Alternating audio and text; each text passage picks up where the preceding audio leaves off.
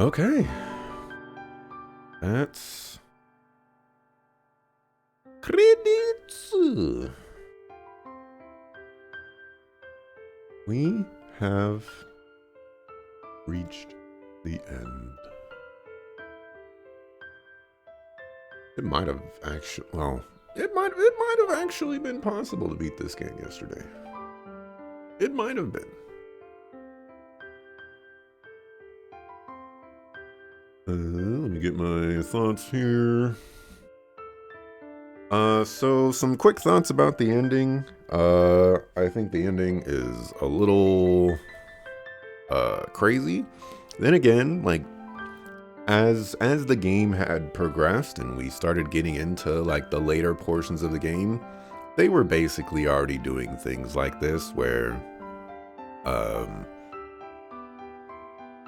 it didn't really make any sense how we would come to the conclusions that we did and did the things that we did, but you know, it is what it is. I'm not the biggest fan of the ending personally. This whole that last scene of the architects being like, well, this went exactly as we wanted it to. It's like, I don't think so. You know, I don't think so. You're not going to convince me of that. But, yeah. So yeah, Pier Solar and the Great Architects has been conquered. This was a viewer-requested game by Happy Chocobo 1. So, I want to make sure that, yeah, because there used to be a there. So thank you very much for the recommendation. Appreciate it. For my overall thoughts, I thought the game was okay. I would say it was a slight incline, from like okay, so like slightly better than okay. It had a lot of interesting elements that I felt attached to, and I like the attempt at doing new things for the combat, and for the most part, I think the story also goes into like topics and like themes that maybe not are done like a ton. So like I appreciated all of that stuff. But yeah. My first impressions of the game, I said combat seems fine, maybe a little slower than I would want. I'm concerned about navigation in that I don't want to talk to every NPC to make plot progress. Thankfully, that doesn't seem to be the case, but I do get old school game vibes. And dialogue has some great moments. I hope they keep up as the game progresses. And I can say that NPC dialogue was not important, and dialogue did keep up. So for the story, was it satisfying? I really don't think so. Maybe if I chose the other option to use Pier Solar, I think maybe, you know, we would have gotten a crazy Hostin, you know, saying, I have all the power, and, you know, we fight him or something like that. So that might have been more interesting. I wasn't expecting the ending that I got by saying no, though. That was kind of weird. Did it feel complete? I would say it feels complete, you know? Does what it's got to do. Did that person's name... Oh, I was like, did that person's name disappear? And I was like, yes, it did. Let's see. How was the pacing? I have written, our priorities are not all too aligned with what we're doing. But overall, I'd say it felt forward moving despite the interruptions. So there are definitely shenanigans in this game. that shouldn't be there, but are there. And I have no idea why they would interrupt the flow of the game for that, but you know, like for the most part, I think they're okay. You know, like I think the pacing is fine. Thoughts on the story? The structure of the story does have some awkwardness to it, going from a journey with Alina to rescuing Rudy to stopping Bethina from taking over the world. There's a general lack of direction among each section, where we find ways to move the plot forward, and it doesn't always feel natural. Yeah, I kind of touched on this a little bit earlier, but yeah, we kind of materialize certain things out of nowhere. You know, like at the end there, it's like, Pier Solar must have a master control mechanism. And it's like, well, hold on a second. First of all, you know nothing about Pier Solar. So, you know, I need you to go bullet point by bullet point why this makes sense and why we should waste time on going through all of this. Because, you know, you're just spouting out nonsense. And, you know, there's multiple times where that happens. By the way, I don't have too many thoughts written down for this game. Just throwing that out there. This was one of those games. I've had a couple of these in the past. This is one of those games where after the stream ends, nothing about the game sticks with me. So like, I don't think about the game. I don't remember the game.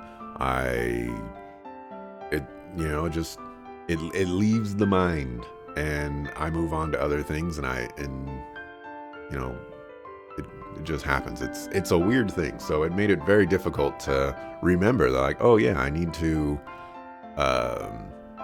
write down my thoughts for this, because like it wasn't on my mind at all. But next point for thoughts on the story. We're going to enroll in a magic academy so that we can read an ancient book to figure out what we need to do next, while the father, Rudy, was kidnapped, is pretty insane. This was pretty insane. You know, like, oh yeah, you know, our father is kidnapped, but let's enroll in a 3-semester course to get to the top of the class at this academy so that we can read one book in their library, of which we don't even know what that book is, where it is, or even if it has the information that we want. But we're gonna do this anyways. You know, super ridiculous. Rudy's death happens pretty abruptly, and a big information dump occurs then. I wish Rudy wasn't removed from the party, and instead we got a nice, satisfying build-up to that moment. So I really feel like Zelini should not have been a party member in this game, and Rudy should have been kept in the party, and you know what? You kill off Rudy, Zelini comes in, Zelini's a carbon copy of Rudy, boom. You know, we get that satisfying thing where we're learning about Rudy and how he's involved in all of this, and then he dies, and Zelini comes in to save the day, and it's like, yeah, we lose a character, but we don't lose our party member with all the investment that we put into them. That's how I would do it. Yeah, a lot of points being thrown towards things.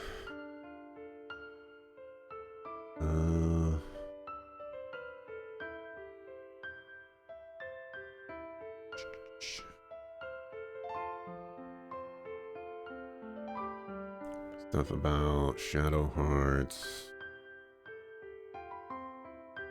For writing, many moments in the game are surprisingly on point thanks to the writing. Characters feel like they have personality, and the quirks that they have are carried throughout the game, not only in their mannerisms, but by other characters interacting with him. This was one of the really, really nice things about this game, is that not only like Edisot, for example, he likes to build things and tinker with machines or whatever, and like, you know, that's part of him, you know. Even at the very end there, he utilizes that part of his character. But the other characters also play into that, you know, like they make fun of him for naming his machines, and, you know, they make fun of him for his machines breaking and things like that. You know, like the other characters are a part and contribute to those character qualities. And that's just really nice to see. You know, they actually feel like friends because they know each other and they interact with each other with knowledge of their relationship. And it's really, really nice. I enjoyed a lot of the writing in this game, and I guess to the extent the characters as well. For gameplay mechanics and design, what gameplay elements stand out? As strange as it might be to say, I like the inventory system as a whole. It's so nice to play an old school game with a bunch of inventory slots. In fact, there's more than I'll ever need. So I definitely think that it could have had more quality of life improvements to it, but overall, yeah, the inventory system is pretty nice for an old school game. You know, Legend of Dragoon had 32 item slots, and man, was that the most annoying thing ever. And when you play old school games, you expect to have very limited inventory, and I never ran into that here. There was a limited inventory, but I never got to the limit, and I'm not sure if I've ever experienced that in a game that's you know, that was created long ago. I don't know if the Kickstarter remaster, I don't know the circumstances around it or what's going on with it, but you know, they could have added more slots or something like that. Who knows? But as far as I'm concerned, I like how they approach this. And I will say also that this is part of like other aspects of game design, because the items that they have are relevant from the beginning to the end for the most part, and so it's much easier to develop other systems around that, because if you don't have 6 different potions in the game for different HP values and things like that, then you know, you don't have to do all kinds of crazy stuff with inventory, you know, like as a side effect. So very, very cool. Turning off encounters is very cool and appreciated. Not only did I not feel punished for turning off encounters, the fact that it's like just in the game period is really, really cool. It's a very rare feature, and my guess is it wasn't in the original game, but it was nice. Experience gain off enemies feels low considering the time investment that random encounters require. So I've mentioned this quite a few times while playing the game, and it's that I haven't done an encounter report for this game. I imagine in the future I probably will, but if I were to just throw out a random number that I felt was relevant, I feel like random encounters take anywhere from like 2.5 to 5 minutes. And the experience that I get feels ill proportionate to that investment. Like I recognize that one encounter where I did get approximately like 10%, but it just doesn't feel like I'm getting 10%. Sometimes feels like I'm getting like 5% or like 2% or something like that. And generally when you do a more difficult fight, it's going to be more rewarding when you finish it. But like every fight was basically difficult, and it was rarely rewarding afterwards. So that was definitely something that I ran into. The minigame gauntlet, while actually pretty cool, felt very out of place. Making it optional would have removed this issue. So I thought it was, I thought the minigames were cool, like the sliding puzzle, while frustrating, I did like it. Bomberman, that was super cool. The pushing the box puzzle, I dig it, those are great.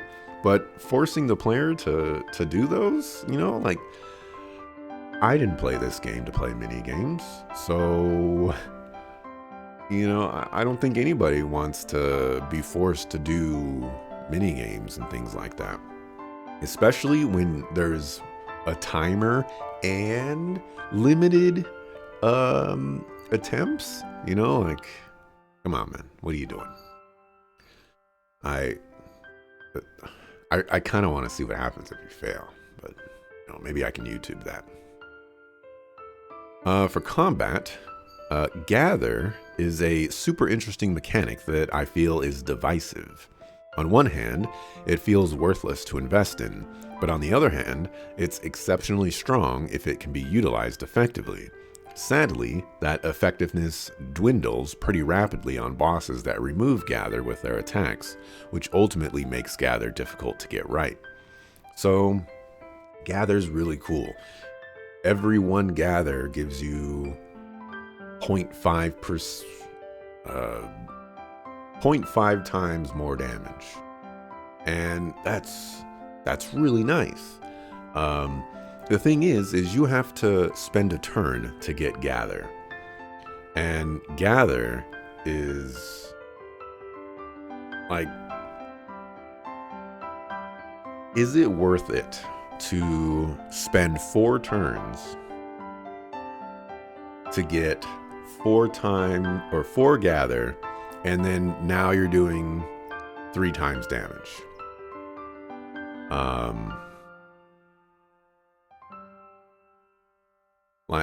I'd have to do the math, of course, but I feel like that worth off the top of my head and in practice isn't that great, especially when you're getting blown up by attacks and things like that.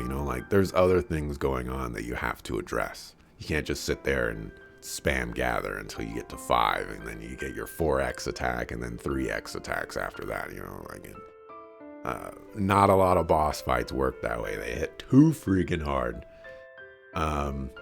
But I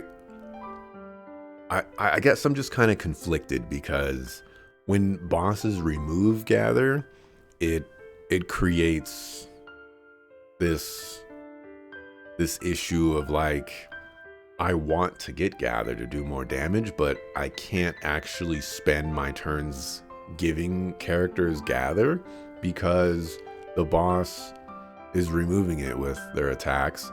And a lot of the bosses have large area of effect attacks that hit everybody, so everybody's getting their Gather reduced. Thankfully, it seems like there are limits to how much Gather can be removed, in the sense of like at the end there, my Gather could not be removed past 2, and there was a portion of the game where it could not be removed past 1. So there is that is nice that they have that. But I think overall, I feel like Gather is not strong enough because it doesn't have the right support for it. I think bosses exploit Gather too well to make it worthwhile. But I'm not an expert on the system. I'm just playing video games. Credits look like a bit like nonsense. This is Kickstarter backers, and I definitely I'm gonna be done here soon. If we get down to like the cubes, I will be shocked. For dungeons, I'm really not a fan of teleport dungeons, and they did that a couple of times here. I'm also not really a fan of going through a dungeon, hitting a switch, and that switch changing something in the dungeon that you had just gone through, and you don't know what that change was. This game does that a lot, and I don't like that. Also, this game does that really old school thing where they hide things behind like art assets and things like that. So there was one instance where I needed to go behind a pillar and move up to reach like an elevator to go somewhere, and like that stuff is bullcrap. That never needs to be a thing. But for cardinal sins, removing a key party member without sufficient replacements. Rudy gets removed. Homeboy Slice, the Goeman from the beginning of the game, he dies. Zellini gets removed from the party a couple of times. We have forced forced battles where we have certain people, a lot of people get removed from the party for silly reasons. Forcing the player to use certain party members. That we had a couple of fights when Rudy dies where, it was 2 party members versus a boss, and those rough times. No value indicator or tell to determine enemy HP. Pretty self-explanatory. I don't think there are anything else. There's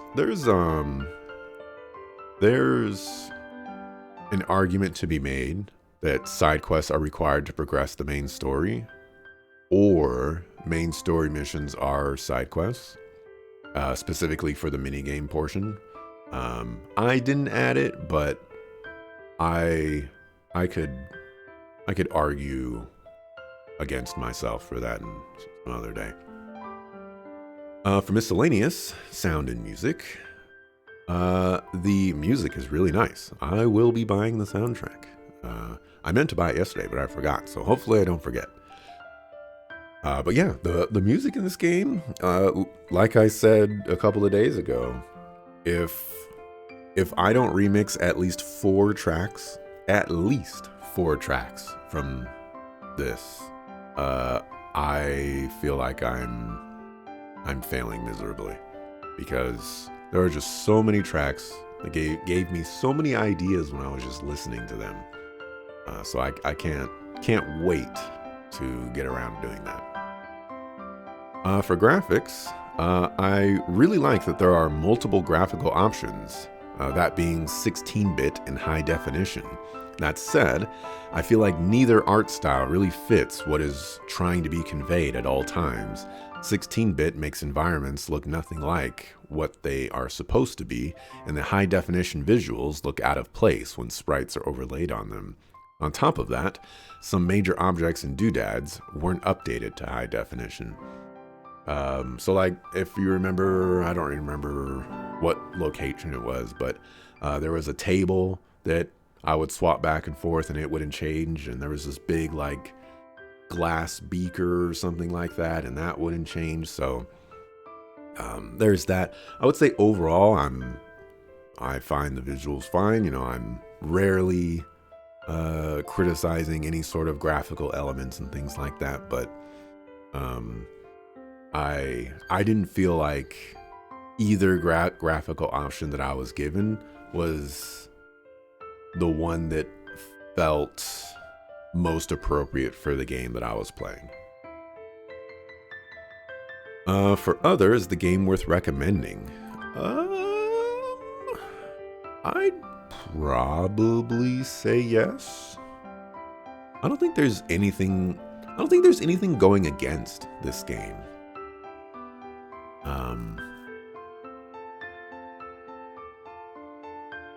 Yeah, I don't think this game has anything going against it. So I could see myself recommending. I will say that this isn't a game where I'd recommend it over other games, but I could, if someone came to me and said like, "Hey, I'm interested in playing this, you know, would you recommend it?" I'd be like, "Yeah, you know, like I think it's a game that is worth the time." You know, there's been games out there where, you know, they're not worth the time to put into them, but you know, like you'll get something out of playing this game. The last thing, if the developer is watching, I don't think I clarified this at the start, but like I enjoyed playing this game, even though I thought, you know, like it was just okay with, you know, like an uptick from there. I actually did have a good time with this game. I think the writing is probably the best thing in the game. I like the character interactions. I like just how a lot of narrative elements are built and whatnot. But it does a really good job with that. I think the story kind of falters. I think the combat system has some really cool elements, but it also falters for the most part, and it doesn't quite reach the level that I would like. But you know, there you go. I would say, like, would I want a sequel? You know,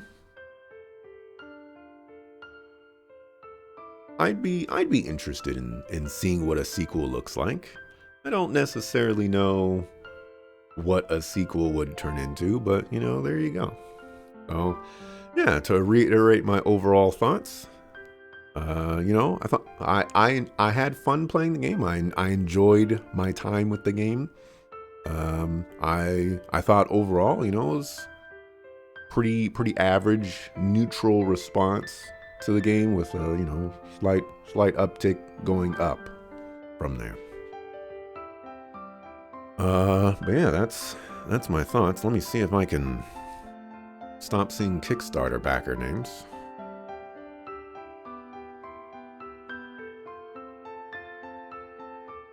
Nope. I cannot. Well, I guess I'm gonna sit here and catch up on chat real quick, and I could find out if I'm gonna keep that in this video, or if I'm gonna move on to, I guess maybe after the credits. Anyways, I'm gonna mark here just in case. Before I call it quits here for today, I do want to review the achievements for this game. Let me go over here. So yesterday, 3% for Clibo, 2.9% for Clio Neo. Bathina is 2.6%. And the ending that I got was 1.9%. Did not give up on hope and fought for a better future. By the way, Crayson beat this game in 22.9 hours. And I'm in the 30 range. Questionable about what I was doing. So let's see. Other achievements. Won 300 battles. Found all master keys. I was missing like one. Gave up on hope and sacrificed yourself for a better future for your friends. Ooh. Collected all treasures from all chests. Equipped the best possible items on your characters. Won 600 battles. Bought all items available in the shops. Completed the game fighting only the mandatory battles. Ooh, that's interesting. Received all trophies. I thought there was a way to view hidden achievements. Here we go.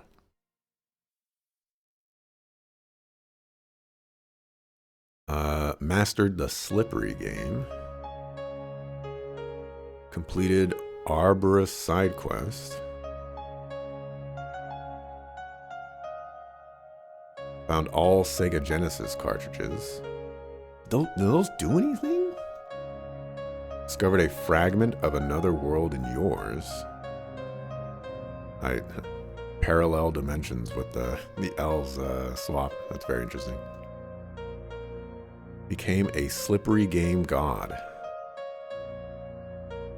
I never got to do the slippery game. Where the suckerfoo suckers the slippery game? Suckers. Anyways, based off of the achievements, I feel like, maybe like 5,000 people have played this game or something like that. It's crazy. Anyways, I just wanted to splice that in at the end of my thoughts. So that's the end of my thoughts. Yeah.